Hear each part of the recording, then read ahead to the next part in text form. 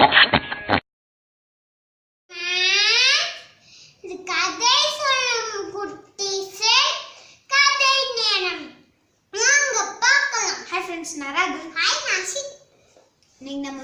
ஆமை கதை பார்க்கலாமா? ஒரு அழகிய கிராமத்துல ஒரு ஏரி இருந்துதான். அங்க 2 வாத்து ஒரு ஆமை இருந்ததாம். அதுங்க 3 ஃப்ரெண்ட்ஸு. அதனால தினமும் வந்து பார்த்துப்பாங்க. ஒரு நாள் 2 வாத்தும் சோகமா இருந்தது. அப்ப இந்த ஆமை வந்து கேட்டுச்சான், ஏன் நண்பா சோகமா இருக்கான்னு.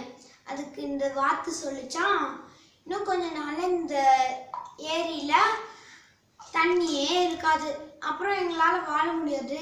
அதனால நாங்க பக்கத்து ஊர்ல இருக்கிற கிராமத்துல இருக்கிற ஏரிக்கு போக போறோம் அப்படின்னு சொல்லிச்சான்.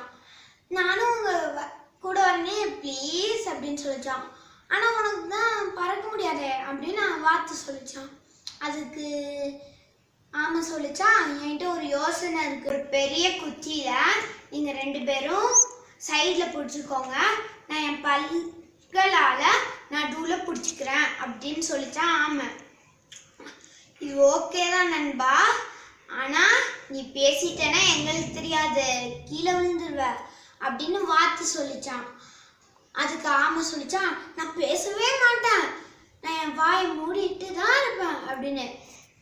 அதுக்கு சரி ஓகே நாங்க பண்றோம் அப்படின்னு சொல்லிட்டு இதுங்க பிடிச்சிக்கிச்சான் அந்தபடியே.